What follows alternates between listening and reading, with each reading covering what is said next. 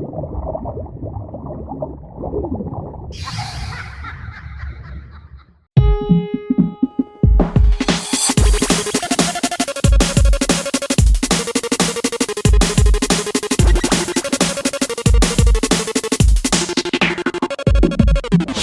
jelly girls and jelly guys, it's time for another episode of Last Coin at the Arcade, where we bring to you a bi-weekly dose of the latest in independent gaming adventures. We are your hosts, Lucas Wilson and Matt Buckley. And we bring to you today The floor is jelly! Well, Matt, do you want to tell the audience what this game is? What is this? I'll go into it. You're the one that picked it.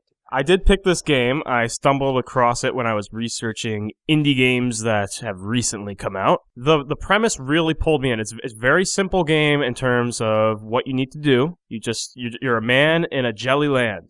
It's basically what it boils down to. And all of us being jelly heads here in Psycho Jellyfish, we are inclined to jump on to jelly jump floors. into anything that involves jelly.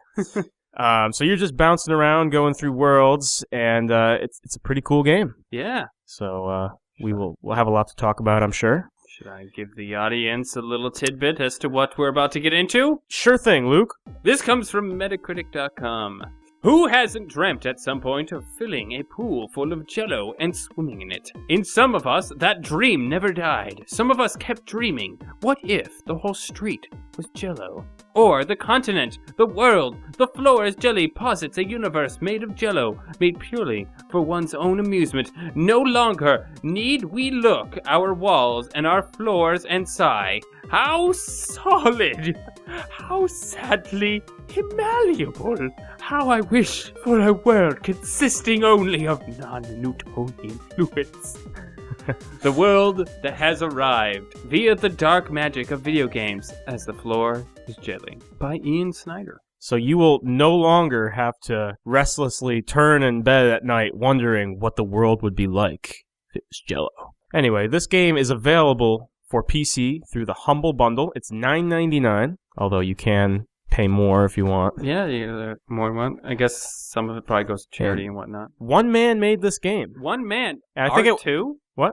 Yeah, I see it right there. Ian Snyder. And it won it was either nominated or won an award in 2012. He was a finalist in the Student Independent Gaming Festival. Pretty good work for a student. Isn't that place at MIT? That Independent Gaming Festival? We were thinking of going to that, weren't we? No, there's a bunch of those. I don't know if that was the same thing. And it's also up for vote on Greenlight on Steam, it looks like. So if you think this is a great game, you can, I'm not sure how you just vote for it? Yeah, would you buy this game if it were on Steam? That's cool. Yeah, and then you say yes. I'm already signed in, you bastard. Yeah, you're a Steam. Yeah, Steam I'm logged in right now. But yeah, doesn't make any sense. Yeah, you can. If you could say yes, and if enough yeses happen, it'll get put on Steam. So if you would like the game, or if you follow our review of this game, maybe you check it out yourself. Perhaps vote. Yeah, I don't know if I don't think we could get it from his website. On the I think it's just thefloorisjelly.com, right? Thefloorisjelly.com. Pretty easy to remember. And there's a Humble Bundle. You can also go to the Humble Bundle. And you can pay for it either with PayPal or Amazon payments. So, easy peasy, lemon squeezy, beautiful cover girl. All right, so should we get started on our review? We should get started on our review. I think we should get story out of the way first because there is no story. In fact, that's one of the things that I found lacking in the game. I mean, a game like this doesn't really need a strong story, but a lot of times when I was playing, I was wondering, I just wanted some sort of context, because you're just traversing all these levels, but you don't really have a reason to move forward. You have no motivation. I mean, there's no one you're trying to save. There's no there's no impetus for you to be going through all these worlds. I mean, even a simple MacGuffin of some sort would have done well here. Yeah, I'm not like saying that I don't want a princess in the castle scenario, but but something to drive our hero forward. Maybe there's some. Is he trapped in this world? Does he know? Exactly. Does he live in a world full of jelly? Is he here going what's going on? Is this just an average day in his life? You know? Yeah, it's just an average day in his life where he bounces around on a jello world, jumping through windows. Why are there windows in this? What is going on here? Right. And that, like I've already mentioned before in discussions, that I really enjoy story in my games. Yes. So, and it really helps me to continue playing. Sometimes these you want to know these more. indie games where it's just like there's no story and you're just kind of playing puzzles and whatnot. I feel like I almost don't I don't have as much motivation to go back, Right. because I'm not like going like I want to know what happens next, even if it's just a light story. At the same time, I almost kind of admire its simplicity. Like, so do I. you just start out. You don't need to go through any fancy tutorial or have a lengthy, drawn-out cutscene or anything like that in the beginning. You're just a man in a jelly world, and the world is yours for the taking. You can just do whatever you want. There's no real enemies or anything that I came across in the game. No time limit. I mean, I could just stand in the same level, walk away from my computer screen, and make a sandwich, come back, and everything would be exactly how I left it. Yeah. Which, something about that I thought was really cool. It was nice that you could save and quit too, and come back to a level that you were. I mean, I can notice some levels like this might just make you start from the beginning or something, but right. It was it had a very nice feel to it. So, story-wise, I don't know if we can even. Yeah, I was rate gonna it. say I'm gonna abstain from rating this because there is no story, and I can't fault it for having no story because that's part of what the developer was going for. So I'm not going to give it a rating for story. Me neither. So we'll get into the meat potatoes here, the gameplay, how it controls, whatnot. Did you play this? Yeah, you play this on your computer? Mm-hmm. Okay. Play on my laptop. Okay. It's little confusing at first for me because the menu. I'm used to enter being the command to like get things going, but it turned out it was a space bar Right. this time. So I was like, how do I can't. Yeah, and there was What do nothing that really told you that. I told you, yeah. And the annoying thing is that it always starts off in Windows mode. Yeah, I noticed that. And you have to always go into settings when you start the game out to get into full screen. It's kind of annoying. Well, as you know, I don't really play a lot of PC games, so it didn't turn me on my head or anything that I had to use the space bar. I grew accustomed to it pretty quickly. Yeah. The controls are fairly simple. Like you have like this little guy who's essentially just like a blob of two legs. Yeah, they never even really give him a name. He's just your protagonist. Yeah, a little blobby guy. The little 2.1, like very exaggerated conceptual. You never even really see him. He's not detailed. He's just like a little figure, you know? And yet he has so much life to him. So much oomph. And you control him with the arrow keys instead of the WASD. And then which I liked. And you can either choose to jump with up or spacebar. And sometimes it could be easier to use one or the other depending on like the I only use the you're in. spacebar. But depending on how fast I needed my movements to be, if I wanted like the jump and move to be happening quicker, then maybe I'd use the up button. Mm-hmm. But so how do you navigate this world, Matt? I thought the game controlled beautifully. I really like this new wave of kind of indie platformers that kind of put their own spin on the genre, like fast-paced, a lot going on. For instance, Super Meat Boy, which I was a huge fan of. I love that game. Very, very difficult, but very rewarding for all of its challenges. It kind of reminded me of that because your little guy moves very fast. There's a lot that you can kind of do in this world, and there's a lot of different gameplay kind of dynamics that keep changing. And this obviously is a really good example. Everything, as we already discussed, is basically Jell-O. So you're bouncing off of these surfaces. Every surface in the game is basically like a trampoline. So a lot of times you'll need to like build up momentum kind of on your surface in order to get to the next one. And you can kind of hop along walls and all that stuff. And in each level, there's kind of a unique gameplay dynamic, which kind of changes how the game is played. Like in one level, you can rotate your platform. One level has water, so it basically reverses the gravity and everything. And there's a bunch of new things that are constantly introduced. So that kind of kept things fresh for me to have to basically learn and master all these new dynamics, and then clear that and go to the next thing. Yeah, the world is based on like it starts you off simple, putting you in the world where you basically just figure out how high do I need to jump, right? And you jump higher by bouncing at the right. I mean, like there's some physics to it where like if you come down on an up bounce, if the Jell-O is bouncing up, then you're just going to slow your momentum down. It's the same rules as like a trampoline and whatnot. And there's some weird instances though if you're jumping on a particularly thin layer of Jell-O. Yeah. you go through the floor if you bounce too Right. deep.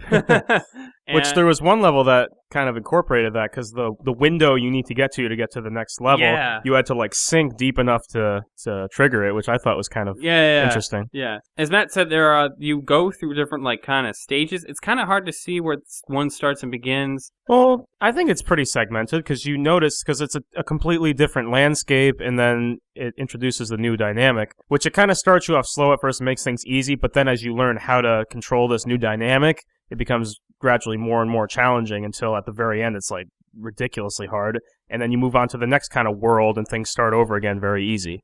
You build your way up again. First new one you kind of come across after giving like, harder bouncy levels is like a water world, where the water world almost acts as like a reverse world, where like you go in and then you stand upside down. And it's more like buoyancy kind of keeping you that way, but it's not like your character's head rests on it like his feet do, but you have to be able to sink far enough in the water in order to get to those platforms. And it's almost, it's almost like exact opposite as like the real. You still have to jump high enough to get those platforms, and you have to sink low enough so the water, instead of just being like a water world where you're gonna die if you drown in there, it's just this opposite land, and you have to figure out how to navigate in between them. And sometimes you're like, oh, I have to get high enough so I can go in the water, and that water will then, because you go as far as that high jump gets you really low in the water, and that being that low in the water is the equivalent of jumping really high. So then you get shot straight out of the water again, and you go to this platform that you had to reach way up there. Yeah. What I liked is the game, it got pretty challenging, and there were some pretty hard puzzles as well, but it never got to the point where it was actually frustrating, because it was pretty forgiving. Like, if you die, you just simply start that little segment that you're at again. You don't have to go back to the beginning, or you don't have a certain number of lives, or you don't have a time limit. So, I never really felt overwhelmed or infuriated at any point, even though it got pretty challenging. It's kind of a nice thing about some of the indie games recently, where they don't punish you for failure, and they just try to create a scenario in which you learn from your mistakes. Super Meat Boy doesn't punish you for failing. You just start over your level. You start over the level, but that game can make you pretty mad. But then again, it's not like you have 3 lives and you have to start the whole game over again. It's you slam into that thing and you can see. And when you beat the level in Super Meat Boy, it'll show you like all of your tries kind of superimposed on each other. And if you've been working on a level for like 15-20 minutes, you'll see like hundreds of little guys like running along and everybody dying at different points. It's pretty funny. Well, Super Meat Boy had a cameo in Octodad. Oh, really? There's an Easter egg, yeah. That's awesome. In the supermarket, there's like a few video game Easter eggs you can find. Like, there's a game that says Nigel's Surgeon Simulator. It's like this board game. And then there's a table that says Mintcraft, and you got like these Minecraft pieces on it. And then over in the deli, on a table, is like some blocks of meat, but one of the blocks of meat has like a Super Meat Boy face on it.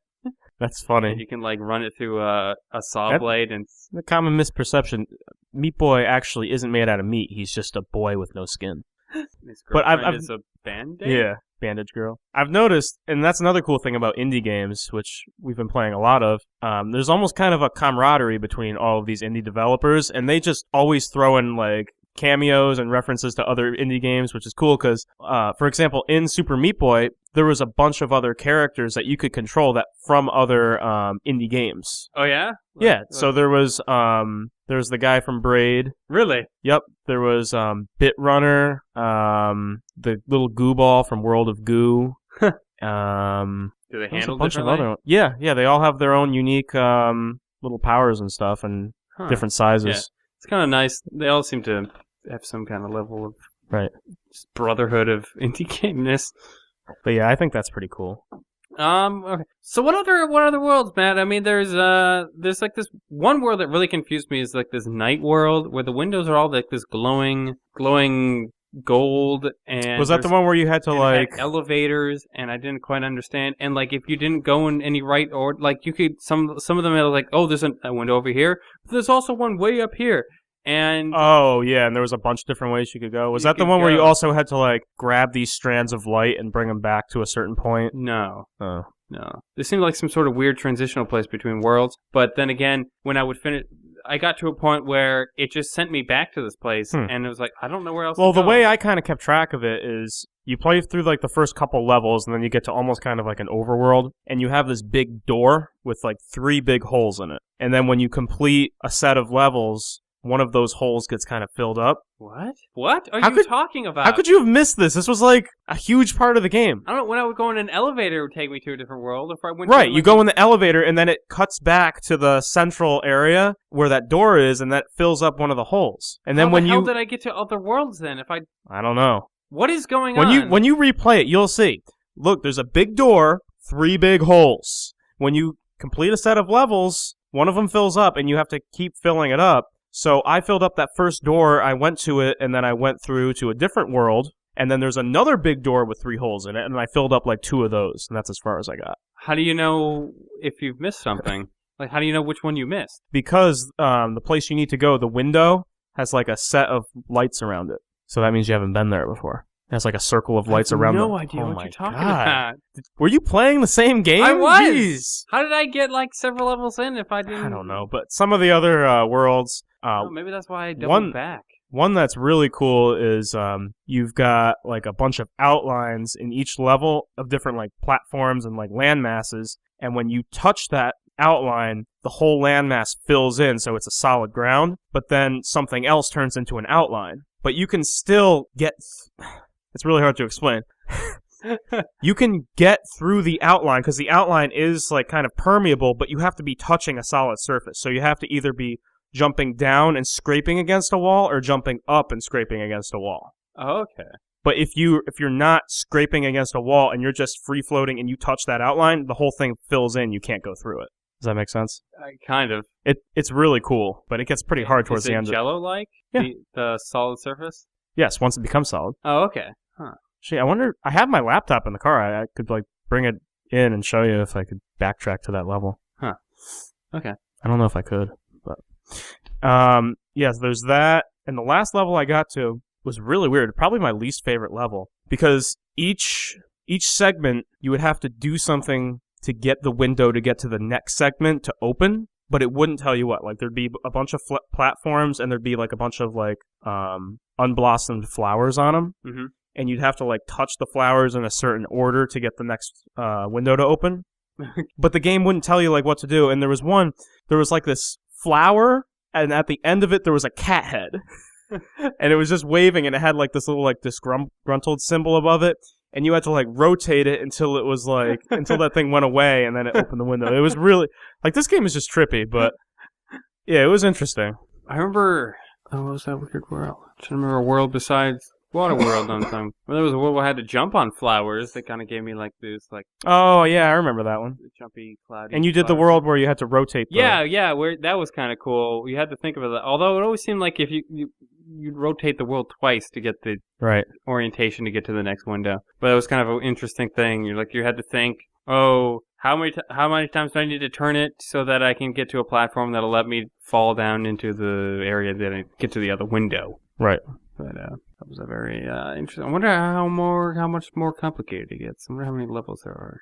I think there's 10. I read up on it. 10? Okay. I read that the last level, I don't know if this is true. I think it was on a forum or something that I read it. The last level, it's normal gravity, and things aren't jello-y, so it's just like a normal... What? What? This must be blowing that guy's mind. Yeah. Almost makes me want to play till the end. So, gameplay. I would definitely give it a strong thumbs up.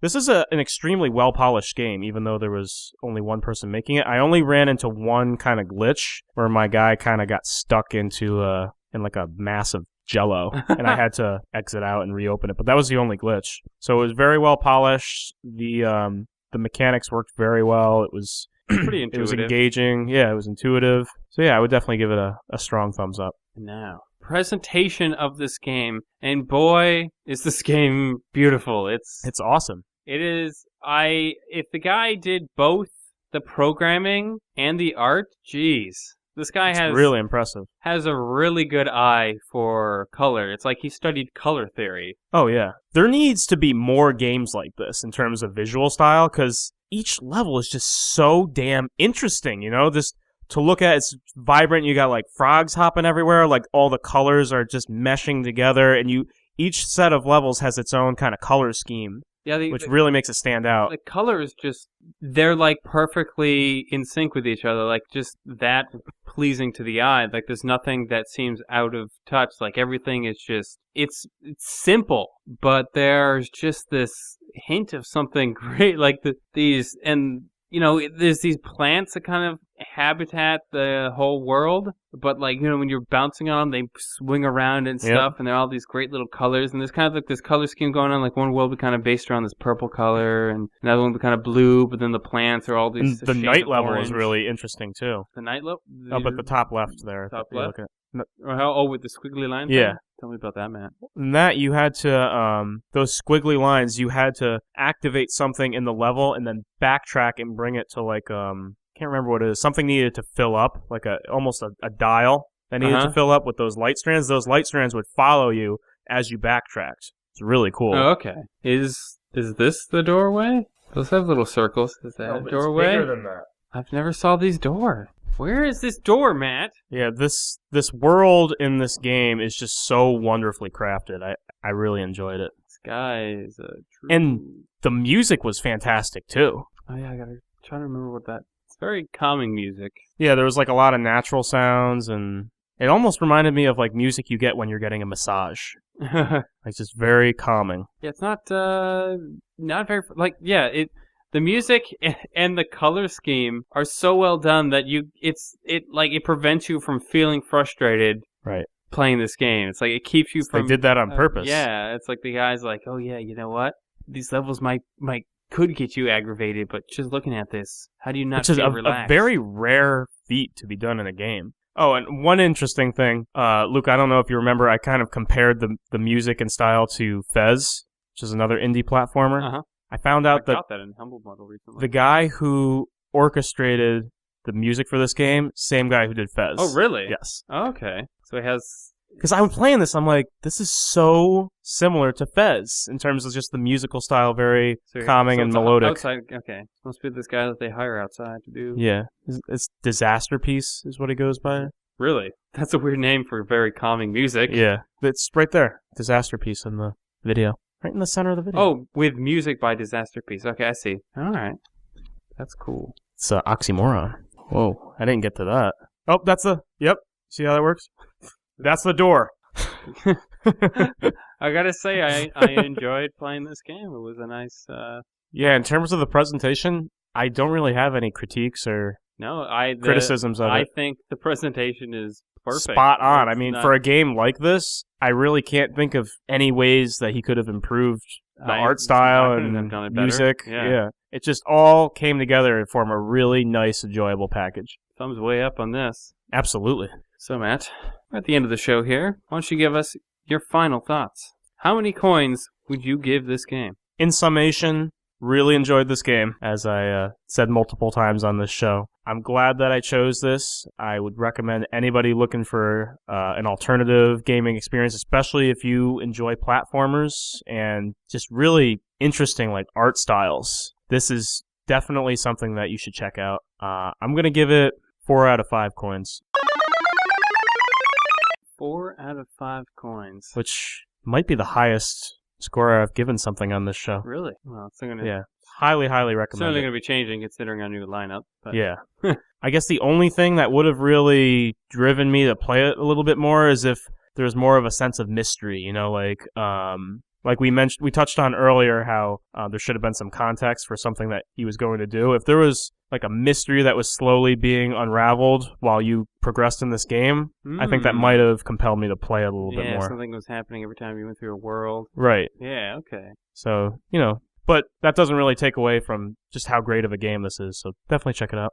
I think, the gameplay is really easy to get into. Super simple. I mean, if you're somebody who can't, get puzzles very quickly or learn very fast from maybe things you've learned before to incorporate, you might just pop in there and be like, I'm not sure how this works. Might not work for you, but I mean, if as long as you build on the knowledge that you had before and experiment, if you're not afraid to try things out, then you kind of get it. And I just can't, the artwork, I love it. The color scheme is just really perfect, and as being a visual person as I am, I find that very pleasing. Yeah, the art style really grows on you, and it always changes too, which is nice. Yeah. So I think, it's not like it's weird, because it's not like I feel like this compulsion to keep playing it like I do other games, but I feel it was very, flawlessly put together. For the kind of game that it was, yeah. So I'm trying to figure out if I want to give it a 4 or a 5. Well, 4.5. Split a coin in half. Split a coin? Unless we do that. No, we should keep it at the flip a coin. Flip a coin to decide the coin. Flip a coin to decide how many coins. I'll give it a 4. 4 coins out of 5. Wow, it seems like you didn't have that score ready until the very end there. Yeah, definitely respectable scores for this game. I'm just blown away that one dude made this whole thing. I know. That's just one of the most impressive parts about it. He only a finalist? Well, I wonder who he was up against, but jeez. Well, I'll say one thing. This guy is definitely on my radar now. I'm going to pay attention to what he comes out with next. If he does if he gets more people working on it, or if it's just going to be him from now on, or whatever. I'm sure he's going to get a decent amount of money from this game. I think there's some... Yeah. Definitely worth $10 for the ride. Yeah. So that was our opinions. Why don't we head over to Metacritic to find out what the other critics have to say. Start with the lowest, and then maybe go to the highest. Alright, Lazy Gamer. A lack of story to grab onto, many deter replayability. But if you will really enjoy the platforming and puzzle solving, it could certainly be replayed and enjoyed. 75 out of 100. And then GameOver.gr. A wonderful new twist to the old puzzle platform genre. 90 out of 100. I feel like I need to give one more. Hopefully, Snyder will release a patch to fix the game's unfortunate glitches, but even if its current state, the floor is jelly is definitely worth your $10. 80 out of 100. What's this other one? The game is jelly is a little gem, amusing and charming. The game is jelly? The floor is jelly is a little gem, amusing and charming. The continuous changes, level after level, keep the player focused thanks to a large variety of puzzles. 80 out of 100. That's weird. He said nothing on that.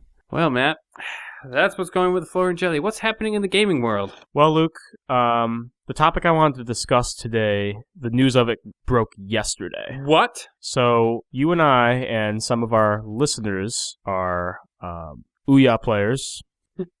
We are fans of that little Android console. And? Well, as our understanding went, Ouya was its own console. Yes. However, news yesterday broke that could change what Ouya is all about.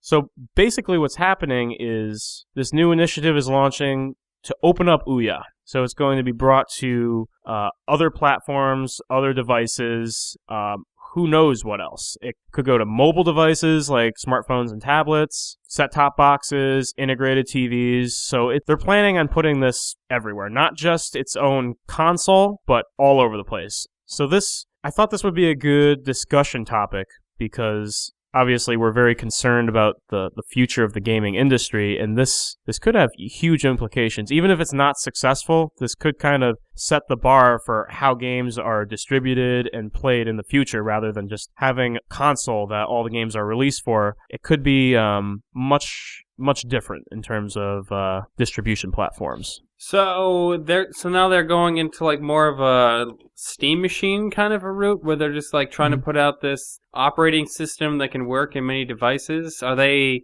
kind of abandoning the hardware route? No, they're not abandoning it. I think they're still going to make a dedicated console, but they're also looking for partners to bring the OS to, which I'm kind of interested because it's not like the OS is perfect. It's right. They're still working on it. They're updating it at least once a month. And stuff, yeah. It's come a long way since the original. Very first oh one, my god, that was definitely something. But What do you think? Do you think there's a niche for this? Do you think because it's the console world or at least the gaming world is like heating up with all these different options that are popping up all over the place. I feel like there's more options than ever before, but I'm concerned that and that was right before a big video game market crash, wasn't it? Yeah. Uh-oh.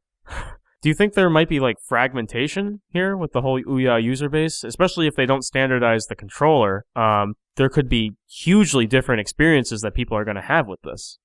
Yeah, it could be, although I think they definitely need to standardize the controller for this if they're going to make it work. PC and Steam hasn't had too much of a problem with that. I mean, like, a lot of games on Steam are available on a lot of other console systems, and I even think there's probably some Steam games that are also on Ouya, I would imagine. Do you think that this type of gaming distribution poses any sort of threat to like traditional home consoles like Xbox, PlayStation, and Nintendo, whatever they come out with? Or do you think that these two kind of marketplaces can coexist? That's hard to say, because remember, there's people like, diehard Steam fanatics will think that, like, the Steam console is just going to be the death of any console, because it's like, you could just have pretty much any system you want, like super powerful systems for less than what an Xbox One costs, and it's more powerful, and it's got this versatile open source system on it. But the Xbox and PlayStation, Nintendo have such a fan base and such money and marketing behind it, and it's ingrained in the culture in such a ways now that it's kind of hard to really push them out, at least for a while. And I know they'll probably make some ways to try and adjust to this kind of now like liquid gaming market that's kind of happening now. But maybe if Ouya tries to follow Steam's suit, maybe not just focus solely on hardware, but if they try to be kind of maybe the Android version of Steam, they could definitely make some waves. They might have something here, like if they were like their own marketplace. Especially just how open I know Ouya is, easy to make games for. And I think what we're starting to see is, I don't want to call it a death, but it's definitely a dwindling of the traditional home console market, which I don't like to see, because I've always been gaming on home consoles. When I was like 5, I got the Sega Genesis, and I've been Xbox One seems more like on board ever entertainment since. Console first, yes. Game second. Well, the games are still at the forefront of the Xbox One. But what you're seeing is a lot of these huge budget AAA studios are starting to wind down. Like you covered it in your last discussion with Kevin with Irrational Games closing down. There's also They didn't close, they just shrank. I thought they were closing and starting a new studio with their remaining staff. I think they were just getting rid of excess. Either way, they're leaving the AAA gaming scene. Yeah. And then within the last couple weeks, there's been layoffs at Sony Santa Monica, Eidos, which made the new game Thief. I mean, EA is trying to compete with Steam. They have Origin now. They came out a couple of years ago. And like a few games that were on Steam were taken off because they were EA games, because they were only going to be available for it. Like that was EA only releases its games digitally on Origin, right? They don't release anything on Steam. They don't release on Steam. I think maybe some older EA games are on there, like Mass Effect 1 and 2. But I'm pretty sure Titanfall is only going to be on Origin. Yeah, it's only going to be on Origin. That kind of bugged me, though, because it's like I bought Mass Effect 1 and 2 on Steam, and then the third one I had to get on Origin. And Origin, you definitely feel EA's iron fist in that system. It's kind of ham-fisted. It's not as fun or as intuitive or open as Steam feels. Yeah, and I remember even on consoles with games that EA comes out with, they force you to register for like their online pass, and it just seems very extraneous. Like other games have those same features, and you don't need to jump through all those hoops. Yeah. I got this weird thing, too, whenever I'm playing Origin. Like, I've changed my password and information several times just in case it was somebody using my account or something. But sometimes when I'm using Origin, all of a sudden it says, like, you are logged in on another computer or something like that. It's like would you like to log out? And I'm like, no, let's keep logged in here. And they're like, it's supposedly, if somebody's using it, would log them out, too. And you would think that they would just try to get back in. But it doesn't happen like that. Maybe the next day it would, but it's like a weird thing. Every time I log in, it happens at least once.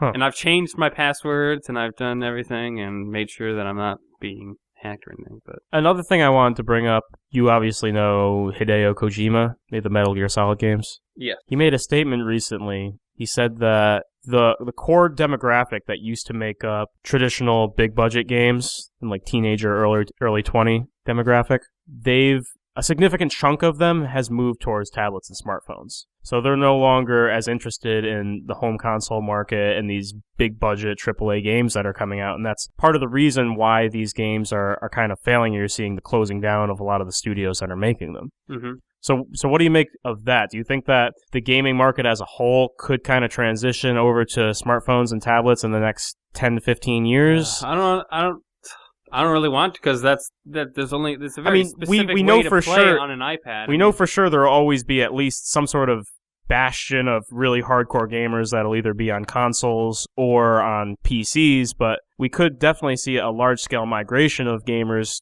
to these other platforms. I mean, well, at the moment, phones and tablets really only lend themselves to a certain kind of gaming. You can't play really expansive games. Like point-and-click games could have a future on them. Like, those can come back, like The Walking Dead and Broken Age and stuff like that, because they're very much just point-and-click puzzle games, and they could find a home on them. And they are, like, Walking Dead is available on the iPad. But I mean, I personally I don't want to see. I would like at least to see some epic, huge games like BioShock still get made. I'm glad that there's also a market where there's these nice indie games coming out too. I would like to have a balance that's out there. I'm glad that it's not, for a while it was pretty much just these three big companies making these giant games that were all pretty much the same.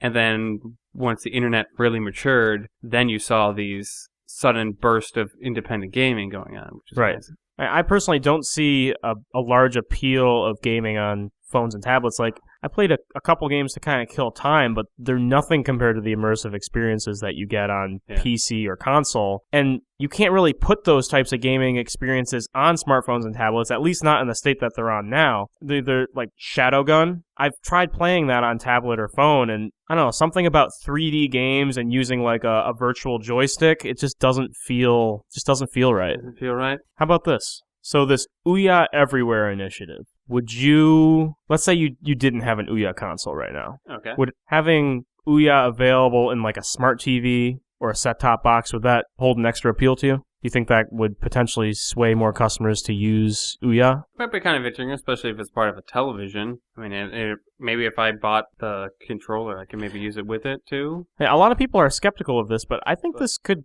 actually work. I mean, if Ouya could get a good television manufacturer partner to integrate its operating system in its TVs, then that could convert people that wouldn't normally play its games into Ouya gamers, you know? Especially if it's a big TV brand. Right, if it already comes with the TV, so then... long as Ouya keeps in mind other entertainment options, like put other entertainment apps like Netflix and whatnot in there. So far, that's not something that's available on Ouya. Well, you can if you root it. My friend has an Ouya and he has Netflix on it. Oh, did he do one of those Android He sideloaded the app, Yeah, there's ways to circumvent it. Which is kind of what the Ouya console is meant for. Yeah. Although I haven't really dabbled in that. That's like really like hacky. You have to like dig around in it to do it. I would like to get that knowledge to be able to. I mean, I've had to do some stuff of like that in order to get some ROMs to work on there. Right. I had to like download the internet browser, which you have to get to through. There's an internet browser that already comes on there. Yeah, but you have to go through like the. Oh no! Yes,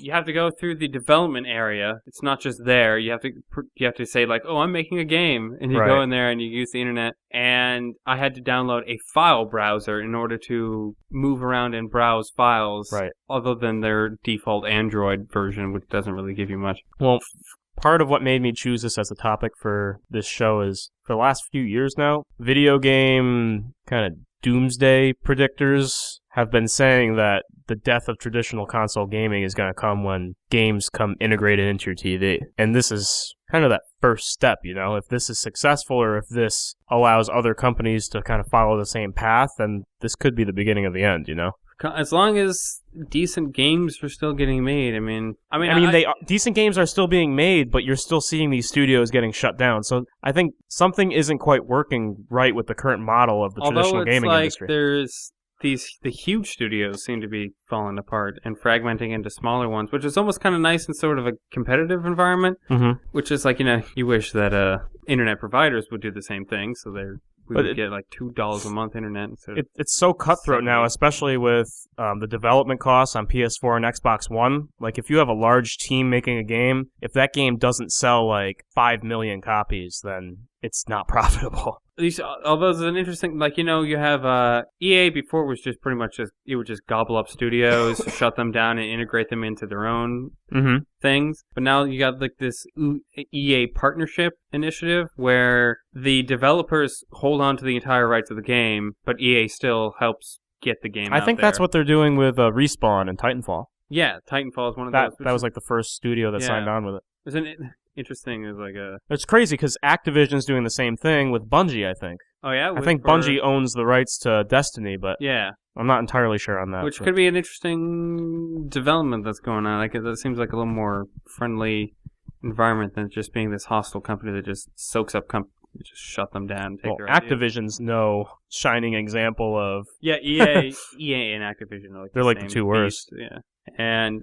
What was I going to say? Oh, yeah. Well, funny thing, though, it's like the people who made Titanfall, the company, are founded by people who were fired from... They used to work for Infinity Ward. Fired or left because the founders of Infinity Ward were fired for some breach of contract. See, there's two different... But then that's funny because the people who founded Infinity Ward left the company that made Medal of Honor because they were getting tired of... They wanted to make their own version of Medal of Honor. So it's a constant back and forth. Yeah, it's like they got booted out of two companies and now they're on this. But wait, wasn't Medal of Honor originally made by EA?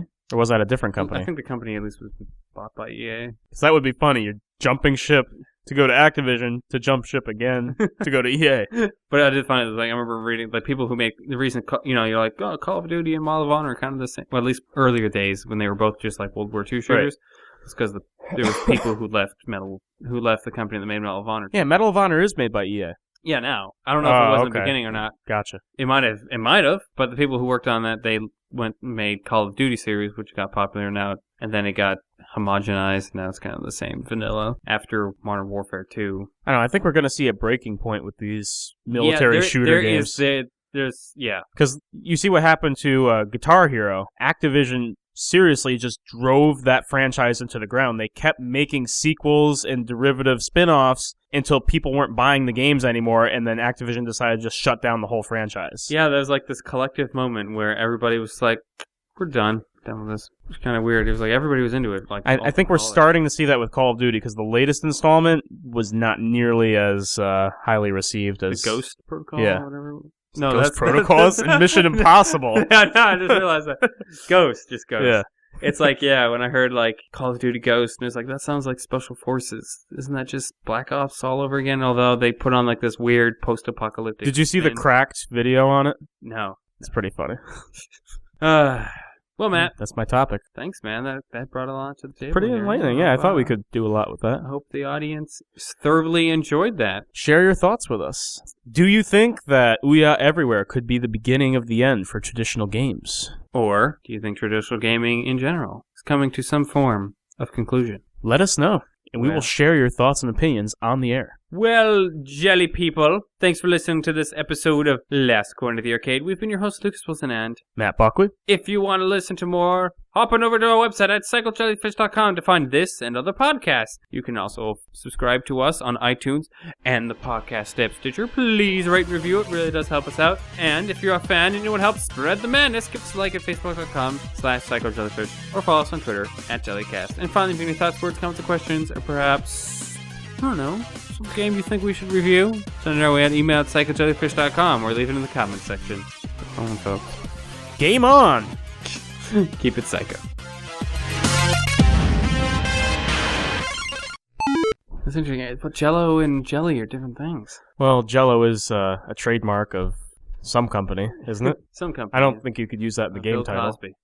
You could say the floor is gelatin as the game title. Gelatin, yeah. So that's not a trademark. Jelly, thing. although jelly is kind of squiggly too. Yeah, but it's more liquidy. More liquidy. It's kind of like jam. Yes.